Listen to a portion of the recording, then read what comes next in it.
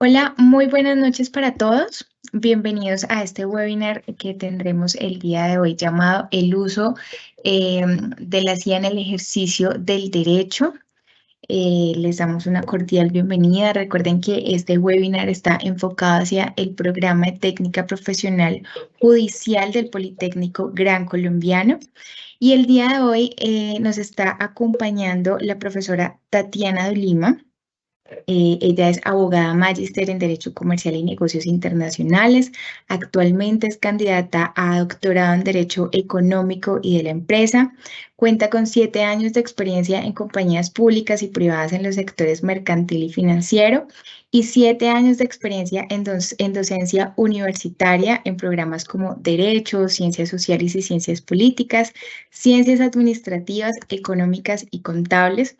Así que, bueno, es un gran honor estar aquí con nuestra profe para que nos brinde esta charla tan interesante el día de hoy. Esperamos que sea de todo su provecho y, profe, bienvenida. Muchísimas gracias. Bienvenidos. La finalidad de nuestro evento de hoy es hacer una presentación y comentarles un poco acerca de en qué están las cosas en materia de inteligencia artificial, sobre todo en el ejercicio del derecho. Entonces, pues me presento y una de las cosas más importantes por las cuales abordo este tema es justamente porque mi tesis doctoral es en inteligencia artificial en el ejercicio del derecho y esos vacíos legales a los que nos enfrentamos. Si bien la inteligencia artificial hoy por hoy es una herramienta que ya está en uso, que se está implementando en muchísimas de las actividades que nosotros ejercemos como abogados y también como técnicos judiciales, es indispensable saber que hay muchos vacíos legales. De allí partimos por explicar que en derecho lo que no esté expresamente prohibido, pues está relativamente permitido. Al no tener una regulación al respecto de cómo se usa la inteligencia artificial, ¿sí? Cuáles son sus parámetros, sus estructuras normativas o sus limitantes, pues está supremamente abierto el uso de ellas, ¿no? Entonces, parte del ejercicio que vamos a hacer hoy, ¿sí? Es contarles un poco acerca de la inteligencia artificial, qué campo de acción tiene, cómo la podemos usar, pero también tener claro ese otro panorama en el que tenemos unos vacíos complejos, ¿sí? Que nos generan mucho más responsabilidad a los seres humanos en el uso de la inteligencia artificial. Entonces, voy a iniciar por comentarles que en la actualidad, ¿sí? En la mayoría de países de Latinoamérica, especialmente en Colombia, todavía se está considerando que el tema de la inteligencia artificial es algo como muy abstracto, algo que está apenas en sus inicios, ¿sí? Algo que no es tan accesible, que no está a nuestro alcance, que aún no ha permeado el sistema judicial. Nada más falso que eso. Los modelos de inteligencia artificial, modelos jurídicos expertos, como se denominan, están en uso desde hace muchísimos años en la mayoría de países de lo que conocemos o mal denominamos del primer mundo, ¿no? Y estos modelos jurídicos expertos llevan un tiempo de experiencia significativa en el apoyo a los servicios judiciales. Entonces, ojo, la finalidad de la inteligencia artificial es facilitar la vida de las personas, agilizar la vida de las personas, hacerla más sencilla, más agradable, más óptima, más eficiente, más eficaz. No reemplazar el humano, ¿no? Ser una herramienta del humano. Entonces, lo más complejo es que todo aquello que sea operativo, administrativo, muy procedimental, muy asistencial, muy auxiliar, puede llegar a ser reemplazado por la inteligencia artificial, toda vez que son actividades en las que no se requiere una producción de conocimiento sustancial, científico, investigativo profundo, sino es más del hacer cosas que ya han sido definidas, estructuradas, creadas, producidas o reglamentadas. Pero los abogados somos los que tenemos que interpretar, crear, construir esos parámetros bajo los cuales la IA va a trabajar. Pero el riesgo más significativo aquí está en que no debe creerse del todo que los modelos jurídicos expertos van a llegar a reemplazar a todos aquellos que hagan actividades operativas, auxiliares, administrativas, procedimentales en el derecho, sino que van a ser herramientas de esas personas. Lo que quiere decir que los que estudian programas profesionales, técnicos profesionales, tecnólogos y demás, tienen que ir un poco más allá, ¿sí? Tienen que prepararse mucho más para poder dar la talla a lo que nos va a empezar a exigir la IA. Porque la IA es una herramienta maravillosa, pero si yo no le doy buena información, si yo no la surto de los datos necesarios, me va a arrojar cualquier babosada, cualquier información peligrosa en su interpretación, mal parametrizada que me puede meter en problemas. Entonces, es una herramienta, no es que va a ser mi trabajo, es un instrumento, ¿sí?, para hacer las cosas mejor, no para quitarme mi labor. Y allí es donde tenemos que empezar a entender cómo funciona esto, cuál es su alcance, hasta dónde va. Entonces, voy a contarles algo importante y es que los modelos de inteligencia artificial hacen procesos cognitivos porque ellas trabajan bajo información, bajo conocimiento. Hoy por hoy la mayoría de inteligencias artificiales que están funcionando trabajan con información desde el 2021 en adelante. No quiere decir que hayan sido creadas en el 2021, ¿no? Llevan un antecedente bastante largo, pero empezaron a recopilar la información más actualizada desde el 2021 hacia adelante, ¿no?, sobre todo en materia jurídica en general. Por lo tanto, ella va a basarse en lo que encuentra en Internet, en lo que encuentra en la red relacionado con el tema que yo le pregunte o que yo le requiera. ¿Qué quiere ello decir?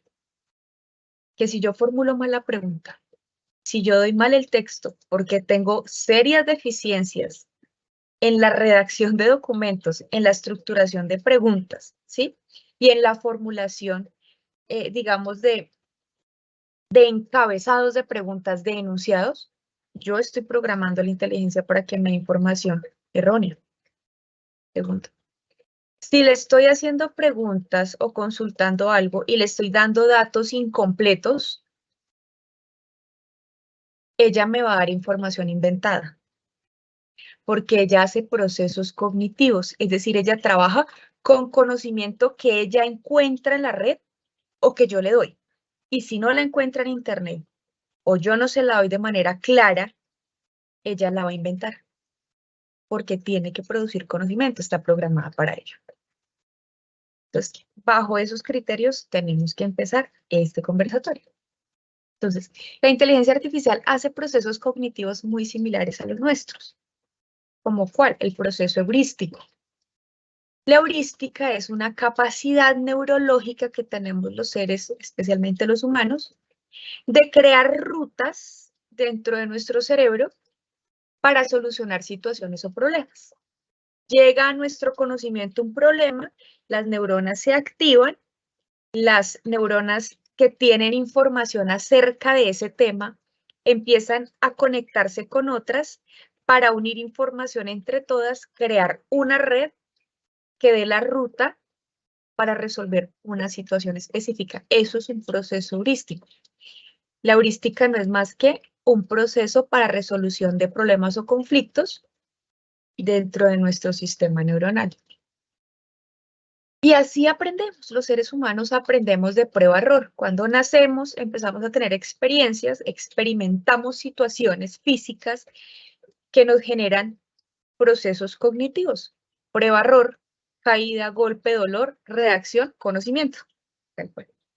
Y a medida que vamos creciendo, la experimentación nos va dando conocimiento. Nos dice, esto lo puedes hacer, esto no, si haces esto, la consecuencia es tal. Y la inteligencia artificial hace el mismo proceso. Yo le voy dando información, ella me va generando respuestas. Yo voy perfeccionando mis preguntas, le voy dando datos. Ella va perfeccionando su forma de dar respuestas y de programarse. Va aprendiendo con la información que yo le doy. Entonces, permanentemente yo la estoy programando, ¿sí? La estoy parametrizando. Hagan ustedes, por ejemplo, un ejercicio muy sencillo, sobre todo con ChatGPT, que es de lo más sencillo que hay y de mayor uso. Y es, intenten ustedes hacerle preguntas sobre un tema cualquiera. Formulen la pregunta y les va a la respuesta. Traten de mirar la respuesta a ver si logra satisfacer lo que ustedes necesitan y si se dan cuenta que la respuesta no lo logra, vuelvan a formular la pregunta de tal manera que la pregunta logre abarcar lo que ustedes quieren saber. Hasta que aprendan a formular las preguntas de la manera en que la IA les genere la respuesta lo más completa posible. Y luego pregúntenle cosas indicándole que lo haga con fundamento en el contexto de lo que han respondido en el historial y se van a dar cuenta de que ella está guardando la información de todo lo que le has preguntado en el historial y va a responderte la pregunta específica, pero con el contexto de todo lo que ya te ha respondido. Porque ella hace procesos cognitivos. Aprende, pone en contexto y aplica las respuestas dentro del contexto a un problema específico que tú le pones. Entonces, yo tengo que darle la información clara, tengo que saber cómo preguntarle y tengo que darle todos los parámetros lo más claro posible y las fuentes de la información para que ella no cometa errores. Un proceso que les va a resultar muy óptimo a ustedes es, pregúntenle algo en el que necesiten que ella les dé una referencia bibliográfica o una citación de fuente. Y ella les cita la fuente que ustedes les pidan, Vancouver, APA, séptima edición, la que ustedes le pongan. Si ustedes no le dan la fuente o la URL donde está la fuente real, ella les va a inventar una fuente. Y una fuente perfectamente citada, de una fuente que tal vez sí existe, pero en la que no está la información que les está diciendo. Coge cualquier texto que tal vez tenga una denominación similar a algo de la pregunta y se los pone porque sí. Entonces, en temas de bibliografía, citaciones, referencias, yo tengo que darle la información real con los datos reales para que ella lo que pueda hacer es citármela bien en normas APA o en Vancouver o en Harvard o en ISO o en Icontec. Si yo le digo qué norma necesito y de qué periodo o de qué año, y ella me la organiza, pero le tengo que dar el insumo yo. No le dejen demasiada creatividad. Porque ella hace procesos cognitivos. Ahora, dentro de ese proceso cognitivo hay cosas que ustedes deben tener muy presentes.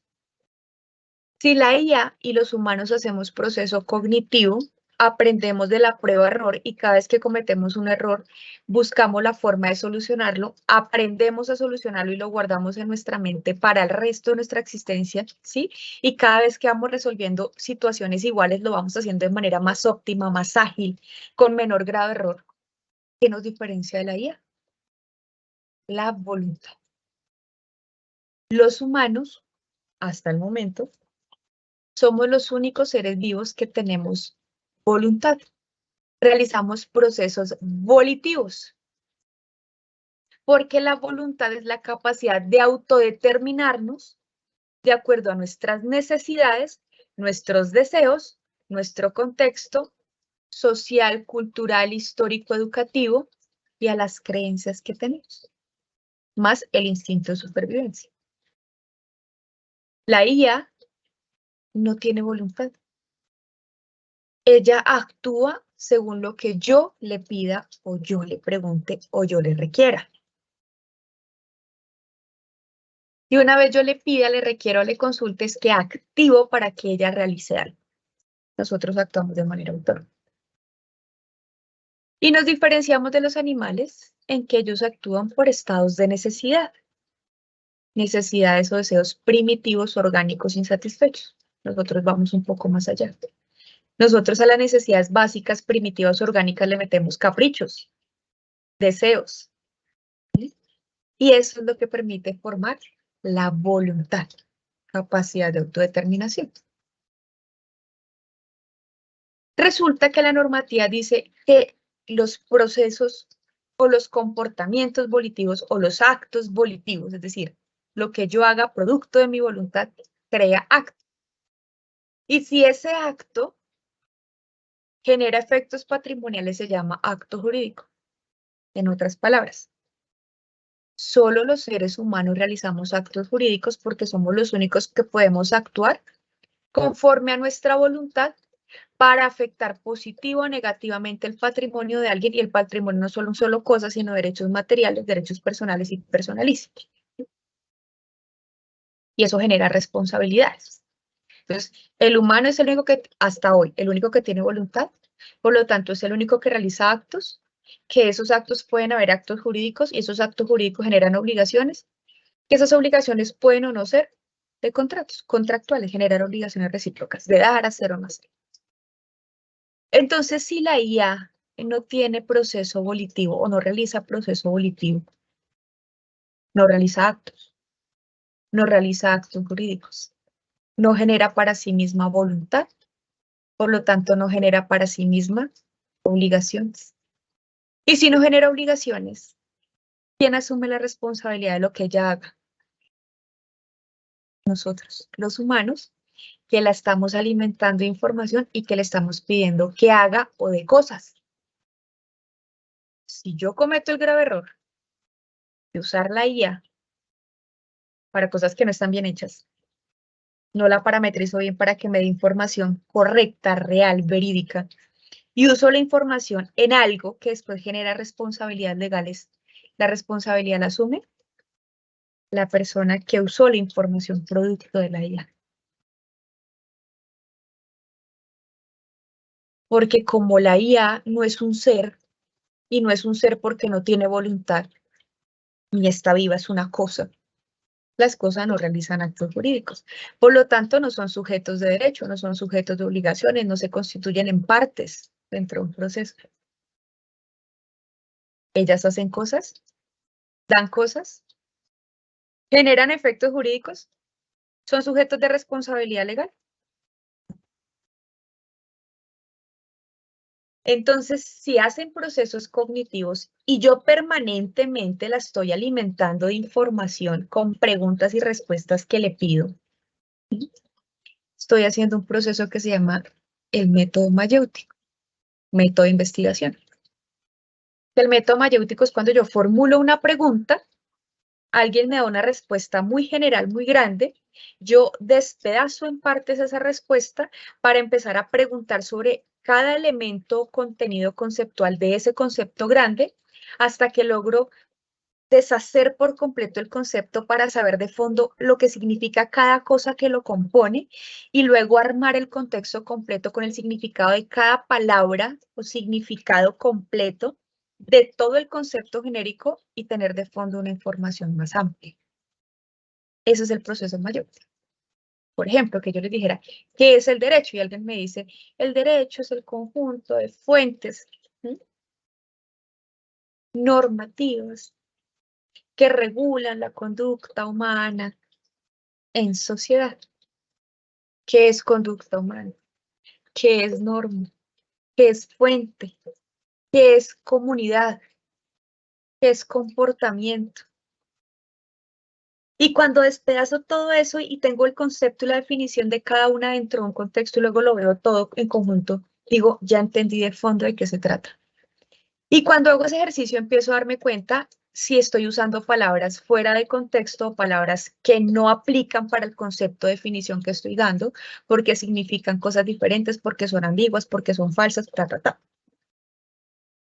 Entonces la IA va haciendo eso, yo le voy dando preguntas, ella me va dando respuestas, a veces yo le digo, no, mira, te reformulo la pregunta así, ella va aprendiendo, ya sé que me está preguntando, y va aprendiendo, y va guardando en su historial toda la información que yo le estoy pidiendo, con lo que ella me está respondiendo y con las nuevas preguntas que le estoy formulando, lo va guardando, va aprendiendo y tiene memoria. Cuando yo le pregunte cosas sobre un mismo tema, ella va a sacar la información que tiene en su historial y me va a responder la pregunta con fundamento en mucho de lo que ella ya trabajó en ese historial. Y si le he venido parametrizando más, se puede ir por ahí uno que otro error. ¿A dónde va esto? Ya algunos abogados están siendo sancionados por este tipo de cosas. ¿Que les pareció fácil coger ChatGPT o cualquier otra modalidad de inteligencia artificial para decirle, mira, estos son los elementos fácticos, es decir, los hechos de un caso. Estos son los hechos, la historia. Resuélvemelo. Le dejaron el 100% de la carga a la IA. IA que tal vez nunca usaron, no han parametrizado, ¿sí? No le dieron los elementos fácticos en orden cronológico, no le especificaron quién era la parte, cuáles eran los fundamentos normativos que quería que aplicaran en ese contexto, ¿sí? No le dieron las herramientas necesarias. Y pues la IA les respondió cualquier cosa para resolver lo que ellos querían. Dijo, resuélvame esto para que mi cliente gane. Y presentaron los alegatos. Y el juez dijo, me están invocando normas que no existen. Fundamentos legales o normativos de otro país. Teorías que no aplican en este territorio. Están haciendo interpretación errónea de la norma porque le preguntaron mal. Y están siendo investigados muchos abogados a nivel mundial. Porque creyeron que la IA les va a hacer su trabajo. No es así. La IA puede ahorrarnos trabajo, es decir, trabajo operativo, trabajo que es desgastante, sí. Si yo la parametrizo bien, si yo les sé preguntar. Yo desde mi experiencia, ¿qué les puedo transmitir? Que la inteligencia artificial, en mi caso, yo suelo usarla, me sirve no para ahorrarme tiempo, sino para minimizar el error. Por ejemplo, tengo en un documento el análisis organizado, según yo, de los hechos de un caso. Y yo quiero evitar problemas en el orden cronológico. Entonces, cojo todos los hechos y le digo, por favor, organízame en orden cronológico de los hechos o actos más antiguos a los dos nuevos, los siguientes elementos fácticos del caso. Y me los va a organizar. Pero yo le tengo que dar toda la información. Ella solo me la va a organizar. ¿Mm? Le puedo decir, ayúdame a ajustar redacción, conexión, ¿sí? Cítame las siguientes fuentes en este texto en normas ISO, en normas APA, en ta. Pero yo le tengo que dar toda la información. Entonces, es una herramienta para minimizar el nivel de error. No para hacer el trabajo de análisis, comprensión y argumentación. Entonces, mira, Angélica, por ejemplo, ¿cuáles podrán ser las consecuencias legales de una persona que use la IA de manera errada éticamente? Las consecuencias, uno, las asume la persona que usó la IA para cosas erradas y tendrá que asumir bajo los cargos legales que estén vigentes en su país. Tal vez un fraude, tal vez una suplantación. Habría que mirar el caso. Depende de lo grave que hayan dicho. Depende de lo grave que hayan. Pero las responsabilidades legales las asume quien dio la información. Si yo estoy dando información errada, tendrá que mirar en el Código Penal. O si soy funcional del Código Disciplinario, ¿cuál es la sanción por decir cosas falsas? Se llama falso testimonio, por ejemplo. Gravísimo. Y yo no puedo decir, es que yo le consulté a una IA y le pedí información, ya me lo va a decir, la IA no es un sujeto de derecho, no realiza actos jurídicos, no la puedo sancionar. Respondes tú, que la usaste mal. Porque el desconocimiento de la ley no nos exime de responsabilidad.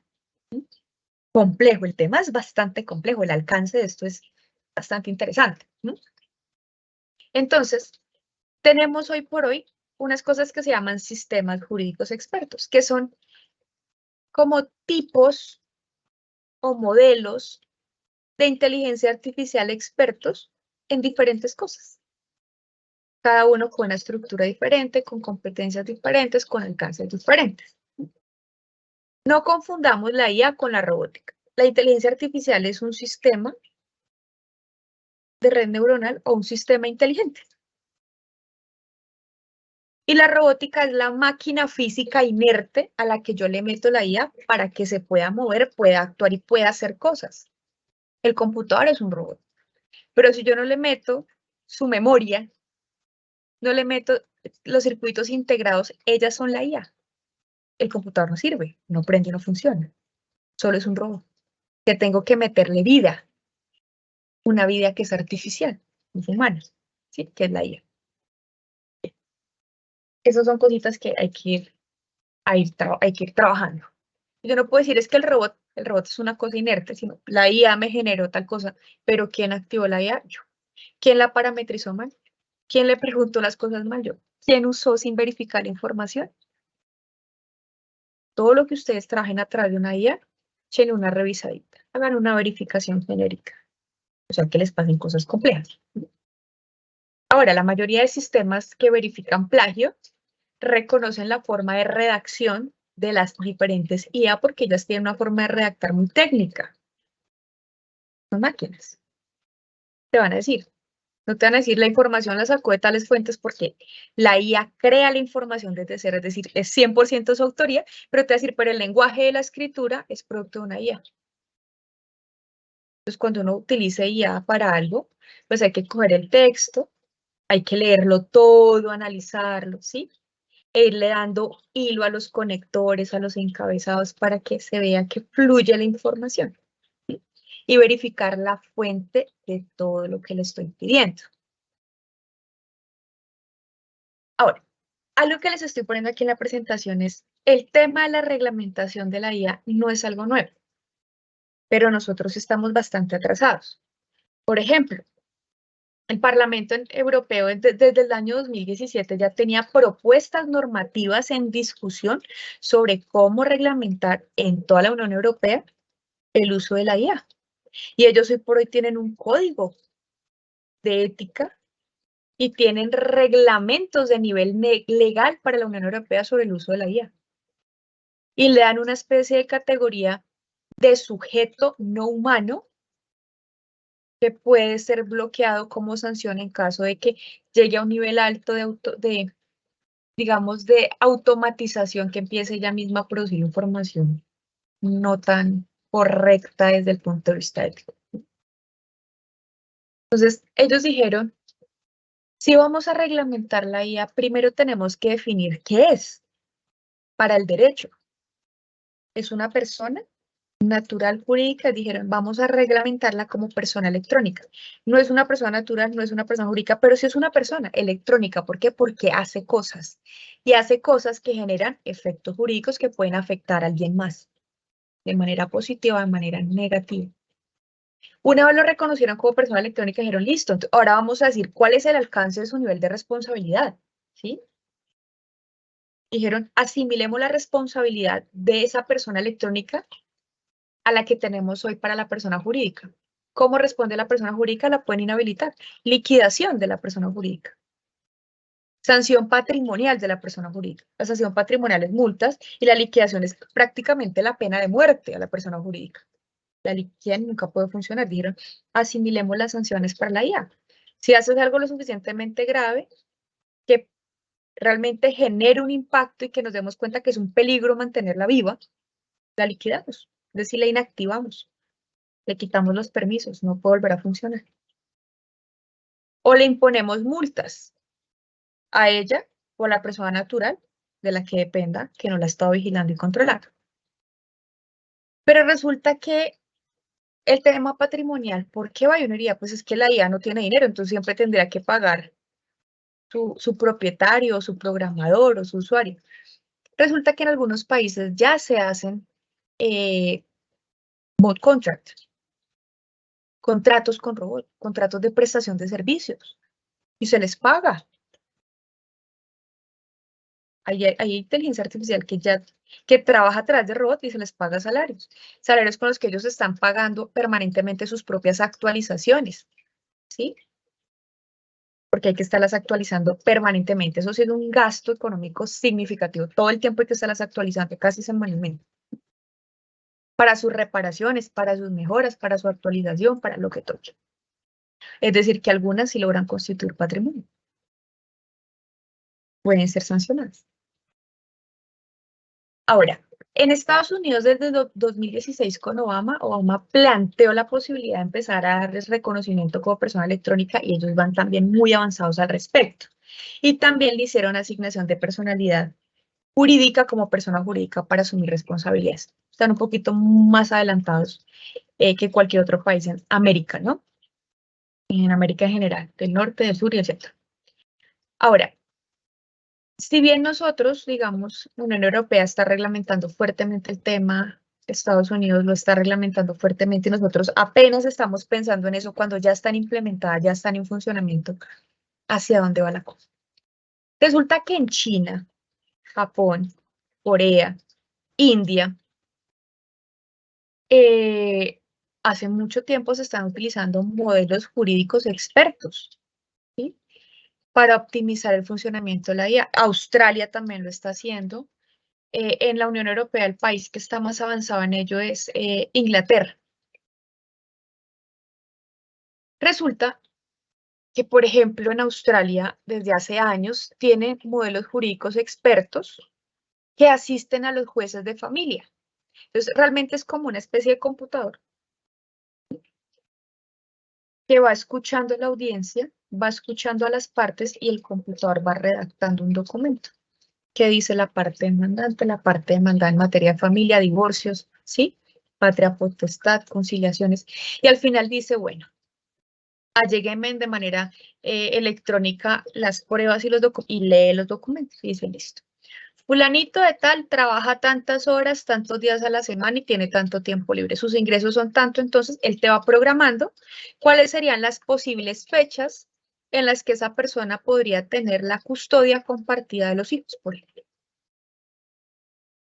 Y cuál sería el promedio de dinero disponible que le quedaría para pagar alimentos a hijos o a su expareja o familiares, de acuerdo al nivel de consumo de su mínimo vital diario versus sus ingresos mensuales, con un nivel de error, por supuesto, más bajo que el del humano, porque él puede contabilizar exactamente en tiempo real cuánto cuesta el mercado, cuánto cuestan los servicios, con las pruebas que le están llegando y decir, efectivamente lo que está diciendo es cierto, ta, ta, ta. Entonces, gana tanto y le queda libre tanto, de eso que le queda libre tanto, puede destinarlo para pago de alimentos. Y están utilizando esa CIA para hacer repartición de alimentos, asignación de alimentos, división de patria potestad, liquidación de sociedad patrimonial dentro de la sociedad conyugal.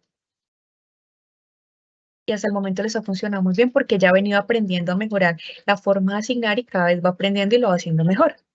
Por supuesto, el juez tiene que sentarse, el abogado tiene que sentarse a mirar que la asignación que haga sea coherente, porque ella te hace un análisis con la información que tú le das, pero ella no está analizando el contexto emocional, familiar, social, sentimental.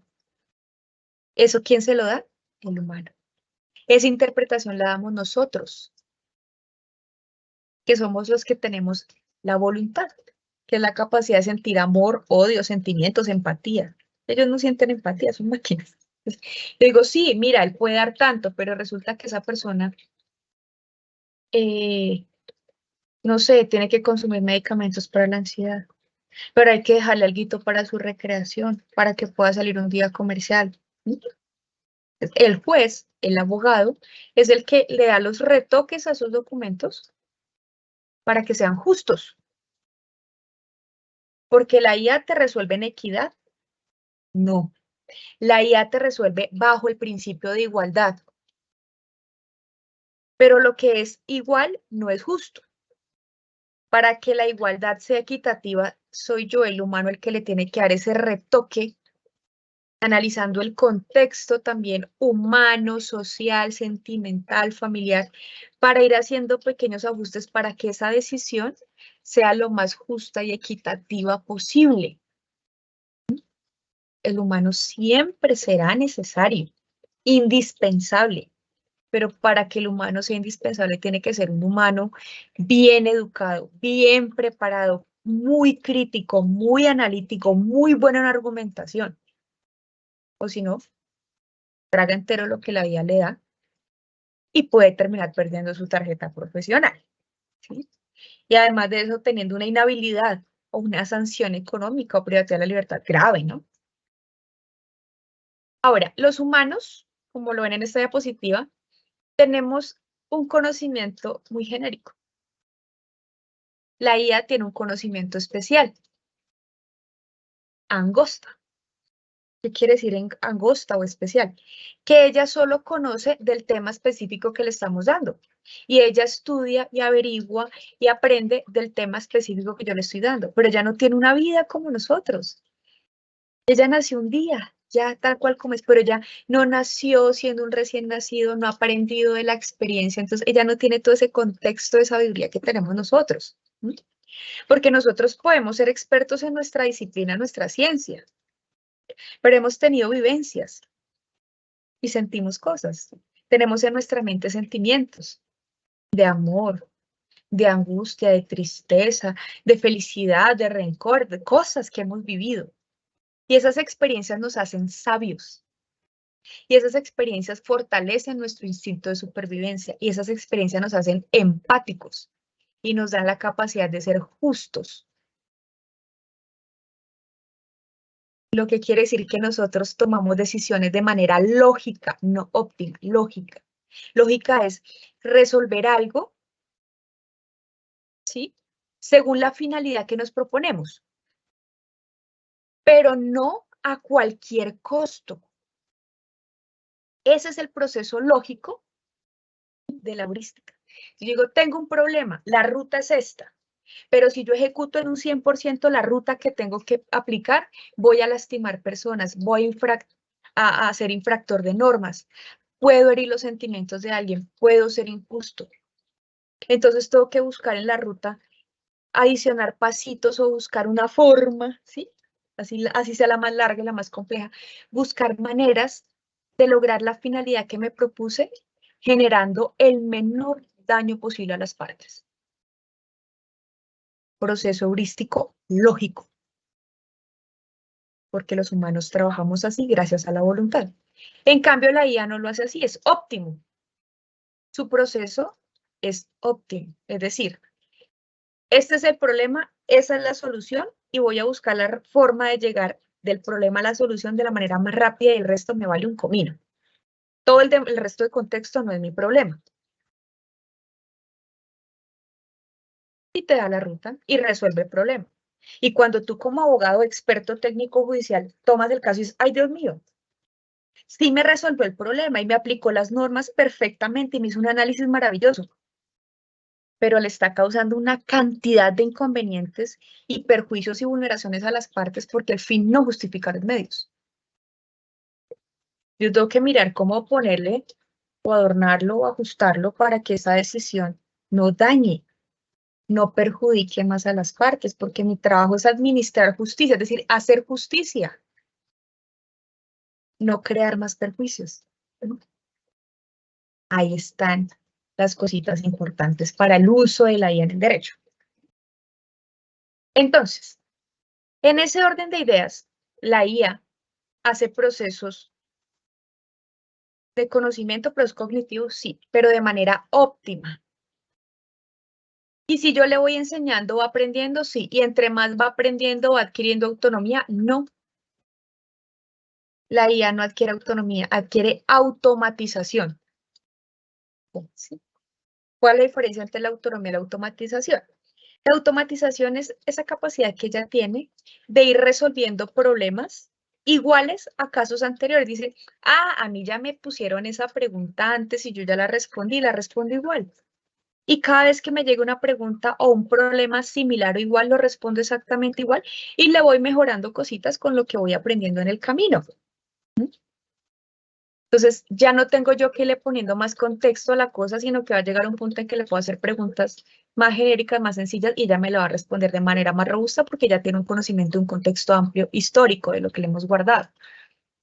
Se automatiza, empieza a actuar solita. Los humanos somos autónomos. ¿Por qué? Porque a eso le metemos la voluntad. A eso le metemos la empatía. Nuestro alcance es, no lo voy resolviendo solo con el histórico. Ella lo resuelve con su histórico. No le mete contexto, solo cuánta información tengo guardada para resolver el mismo caso y lo resuelvo igual. El contexto no me importa. En cambio, yo le pongo contexto. Yo ya resolví eso en la vida, en mi vida. Sí, ya tengo un histórico de cómo lo he hecho, tengo memoria de cómo lo he hecho. Uso esa información para resolverlo, pero lo voy a hacer dentro del contexto actual. Tengo que ponerle cuidado a cómo está el tema social, cultural, económico, familiar, cognitivo de las partes y ta, ta, ta. Por eso nosotros adquirimos autonomía y ellas adquieren automatización. Nosotros le aplicamos al proceso heurístico lógica, y la lógica nace de la empatía. Ellos aplican optimización, que es un proceso de el fin justifica los medios. Siempre seremos necesarios. Dentro de las ramas del derecho tenemos una nueva rama, pues ni está nueva. En la mayoría de países se está usando en la Academia del Derecho o las ciencias judiciales, que se llama cibernética jurídica. ¿Por qué? Yo les conté el ejemplo de Australia.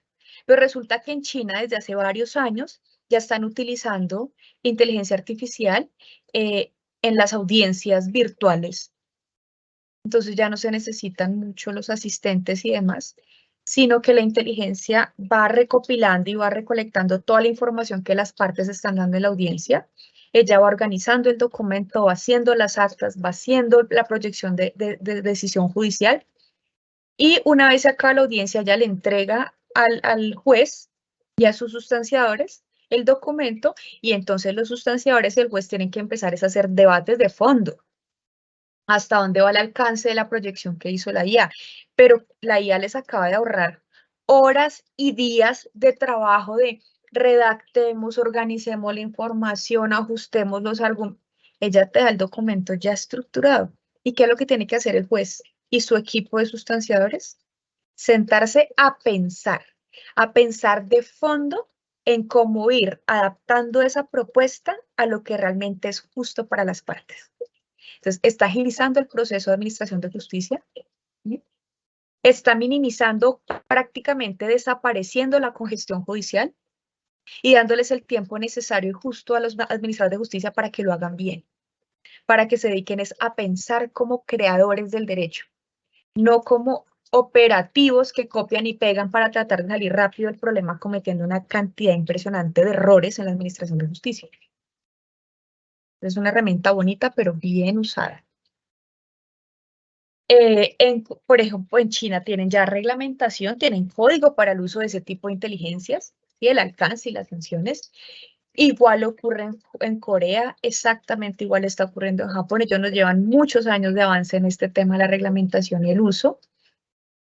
Por ejemplo, en Gran Bretaña, que les contaba, ya están hace muchos años, como desde 2018, están ofertando aplicaciones, apps en el celular. Entonces tú descargas una app, te dice apps de servicios judiciales o legales.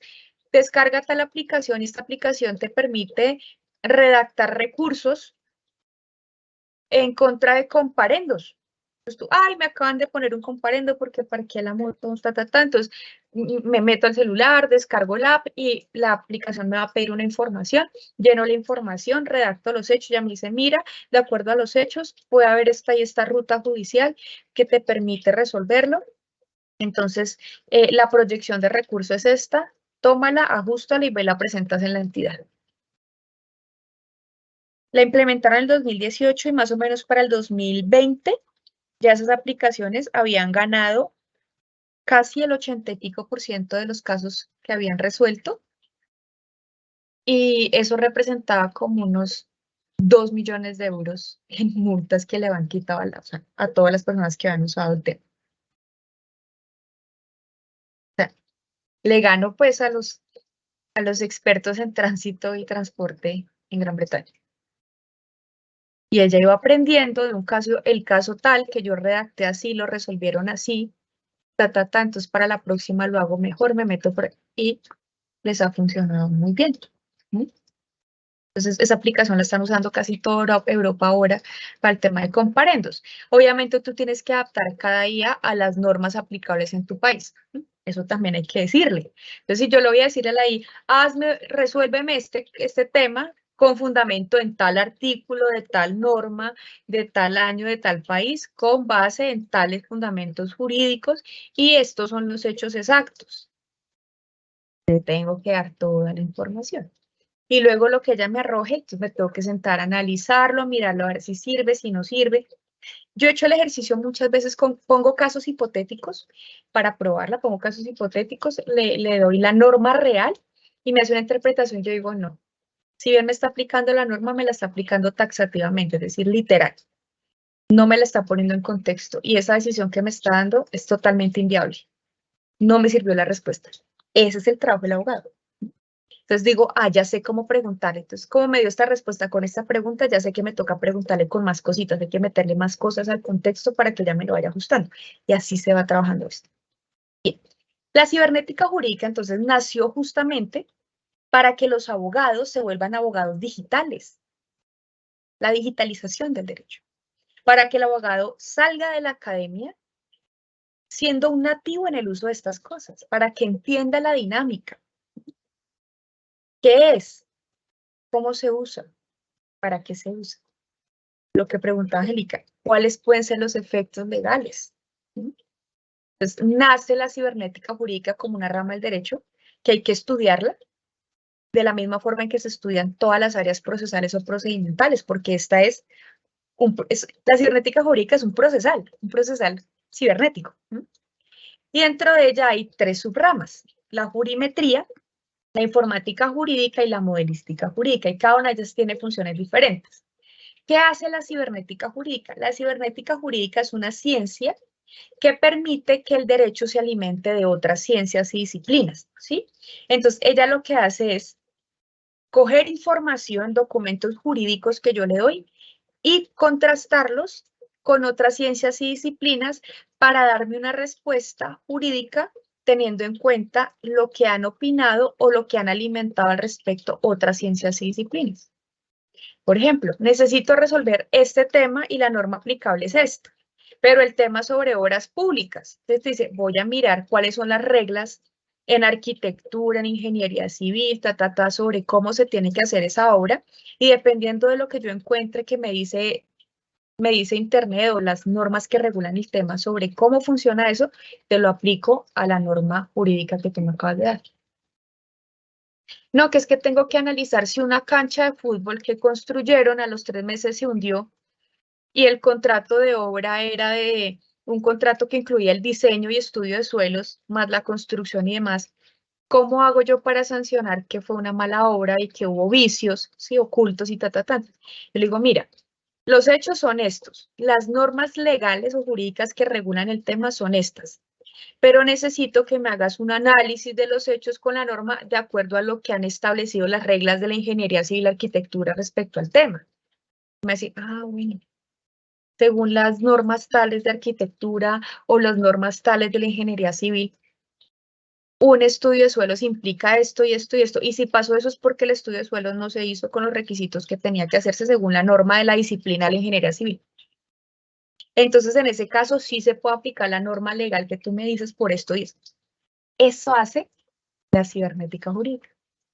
Pero para eso tengo que preguntarle bien y tengo que decirle cuál es la norma específica y de qué disciplina para que me la ponga en contexto. El COMPES número tal de tal año que regula tal tema expedido por tal entidad. Ahora,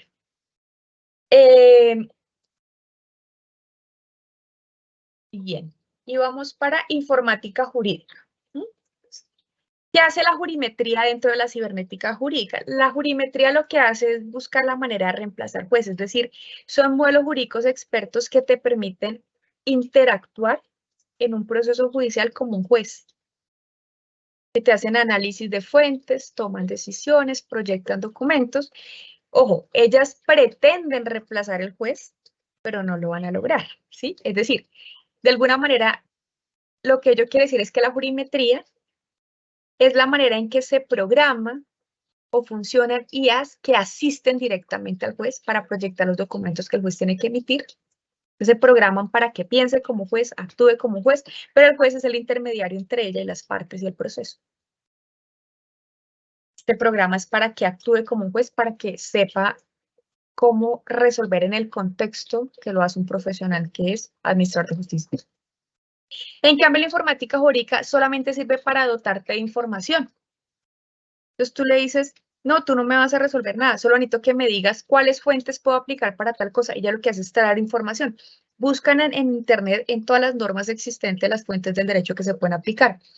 Cuáles artículos de la Constitución, de las leyes, por analogía, por contacto, y te las va trayendo. Es como un análisis bibliográfico el que te hace. Eso hace la informática jurídica. Es una ciencia aplicada entre la cibernética jurídica que sirve para analizar fuentes del derecho, que es la parte donde más sufrimos los abogados. Pero es la realidad de la vida del abogado. Nosotros trabajamos es haciendo interpretación de fuentes del derecho. Y la modelística jurídica lo que hace es compilarte derecho comparado, análisis jurisprudencial, ¿sí? Te dice, tú me estás poniendo un caso, entonces yo te voy a hacer un análisis de todas las sentencias que desde la historia en este país se han emitido en casos similares como el tuyo y cuál es el precedente judicial en todas ellas para que identifiques si en todos los precedentes hay un precedente que te sirva para resolver el caso y lo uses. ¿Qué es lo que hace entonces la modelística jurídica? Precedente judicial, que es un ejercicio bellísimo. Entonces, los abogados deberíamos ser expertos en cómo utilizamos la jurimetría, la informática jurídica, la modelística jurídica dentro de los diferentes modelos de inteligencia artificial para tener herramientas, saber cómo usarlas, cómo preguntarles, ¿no? Ahora, los modelos jurídicos expertos, es decir, las IA que existen hoy por hoy en derecho son modelos de sistemas jurídicos expertos, de los cuales nacen unos que son de reglas de producción positivista explícita subyacente. Hay otras que son modelos constructivistas, modelos conexionistas, modelos de razonamiento legal basado en casos y sistemas de expertos basados en reglas y redes neuronales. Es decir, que cada uno de estos modelos tiene una parametrización diferente para hacer análisis jurídicos. A mí, Tatiana Zavala, en lo personal, me encantan los sistemas de expertos basados en reglas y redes neuronales, porque ellos hacen el proceso de análisis más parecido a nosotros, lo más similar a nosotros, pero son los más costosos y los más difíciles de conseguir, porque hay que estarlos actualizando cada semana. Y las actualizaciones son carísimas. Esto lo utilizan muchos para pools de abogados millonarios, pues, ¿sí? Para empresas gigantescas o para, digamos, tribunales que tienen con qué estar actualizando esto porque tienen los ingresos. ¿Mm?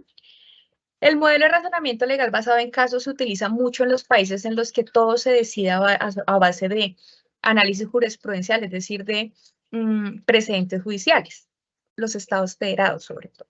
¿Mm? Los modelos constructivistas y conexionistas se usan más es para enseñar derecho.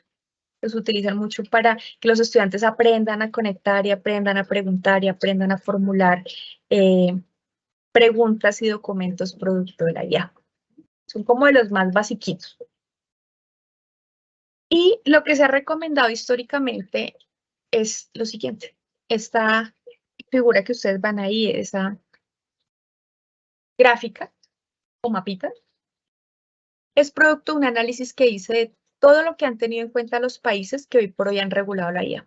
Esta es la lista de lo que hay que tener en cuenta para regular la IA bajo principios éticos y que no se llegue a vulnerar el derecho de los seres humanos. Justicia y equidad, transparencia, responsabilidad, no maleficencia, porque si yo programo bajo unos criterios maliciosos la IA, ella me va a dar respuestas maliciosas. Si yo le pregunto pidiéndole que me diga cómo hacer algo malo, me va a decir cómo hacerlo. Prohibición de la maleficencia. Beneficencia, es decir, que siempre resuelva cosas que beneficien y protejan a los humanos. Protección de la privacidad, autonomía y libertad del humano, sustentabilidad, que lo que ella produzca nunca vaya en contra del ecosistema. Confianza, dignidad, solidaridad. ¿Mm? Y las categorías fundamentales para desarrollar la IA. Que siempre hayan sistemas de prevención para evitar que ella pueda vulnerar derechos o sacarnos a los humanos del mundo laboral. ¿Sí? Que haya autodeterminación algorítmica con límites, es decir, que cuando llegue a un punto alto de automatización, yo como humano la pueda bloquear, la pueda desconectar, la pueda auditar permanentemente para ver ella hacia dónde va y qué está haciendo. ¿Sí? Y que siempre haya transparencia algorítmica e imparcialidad del validador. Esas son mis recomendaciones para que las tengan presentes. Los que quieran hacer análisis de cómo se puede reglamentar y qué deberíamos tener en cuenta para regular la IA, sobre todo si la vamos a usar en el ejercicio.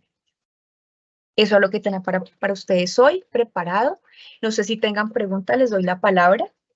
Bien, pueden.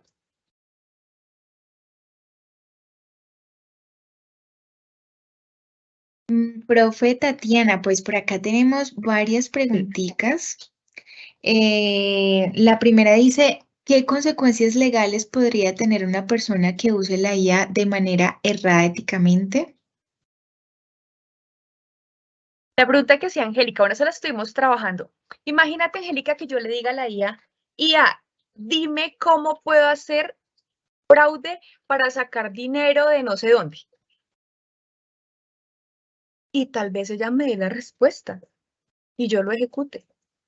¿Quién asume la responsabilidad?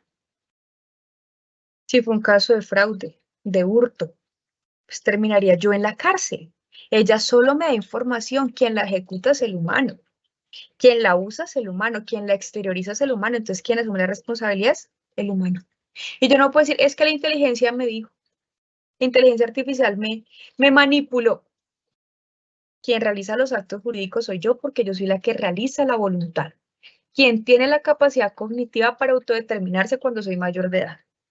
Gravísimo. Y si lo hace un menor de edad, ¿quién responde? ¿Quién le permitió tener acceso a la IA de manera ilimitada y sin supervisión? Sus representantes legales. Gravísimo, gravísimo. Ahora me dice Josué, hace unos días vi una audiencia en una sala digital usando inteligencia artificial. ¿De casualidad sabes qué seguridad se tiene en esos casos para verificar que efectivamente es la persona que dice ser? No entiendo la pregunta. ¿Cuál persona? ¿La parte o la IA? Porque sucede lo mismo. Cuando tú estás en una audiencia virtual, tú tienes que presentar tu documento de identidad. Tienes que decir cuál es tu documento de identidad, tu nombre completo, y se presume el principio de la buena fe porque tú bajo la gravedad de juramento te estás presentando en una audiencia. Y si dijiste mentiras y luego lo verifican, pues puedes ir a la cárcel. Fraude procesal, ¿sí? Suplantación de personas, gravísimo.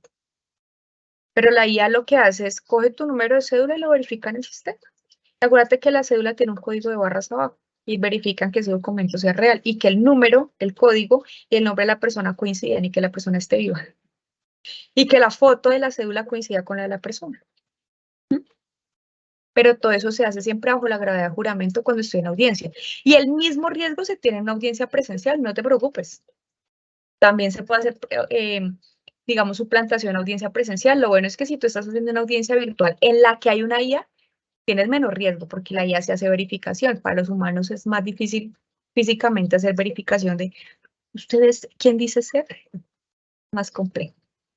¿Existe un metabuscador con IA en el cual nos traiga las normas y los circulares vigentes según lo que se está planteando en audiencias? Sí, sí, Fabián. Te los nombré ahorita. Entre los modelos jurídicos expertos, los que hacen análisis jurisprudencial hacen esa investigación y los que trabajan bajo modelos de redes neuronales, casi todos hacen esa búsqueda. Prácticamente todas las IA de servicios judiciales jurídicos expertos son los más avanzados, ¿no? Es decir, que se crearon solamente para hacer análisis jurídicos, no para hacer otras cosas. Casi todos ellos se hacen análisis de fuentes del derecho. Entonces tú tienes que preguntarle fuentes de qué país, de qué periodo, me refiero a periodo de tiempo, ¿sí? Y específicamente cuáles, y ella te las trae. Si tú no le especificas de qué país, te puede hacer un análisis de fuentes del derecho internacional y que ninguna te aplique, o que te traiga fuentes del derecho de años que ya están derogadas, por ejemplo. Entonces tienes que decirle, necesito que me hagas un análisis de fuentes del derecho aplicable a este caso exclusivamente de fuentes colombianas, ¿sí? De tal periodo a tal periodo, y que las fuentes que me analices sean esta y esta y esta, te las empieza a buscar y te las trae. Sí, sí te lo hace. Alejandra. Ah, no, no, no. Les están invitando a que diligencien la asistencia. Bueno, no veo más preguntas. No, parece que no, profe. Creo que con esto ya podríamos dar finalización a nuestro webinar. Les recordamos el nombre de esta charla, que fue el uso de la IA en el ejercicio del derecho, porque se las consultan al momento de completar la asistencia. Igualmente les estuvimos por acá dejando en el chat información específica sobre nuestro programa técnico profesional judicial en modalidad virtual. Los invitamos para que puedan ver un poco más sobre esta información, que conozcan la malla curricular y pues también adicionales que tenemos ahí dentro de la página. Y muy agradecidos, profe, contigo por esta charla tan interesante. Esperamos que los asistentes hayan quedado muy contentos. Y bueno, bienvenidos al Poli cuando lo deseen. Profe, muchísimas gracias. Feliz noche A para ustedes todos. muchas gracias, feliz noche, hasta luego. Que estén bien.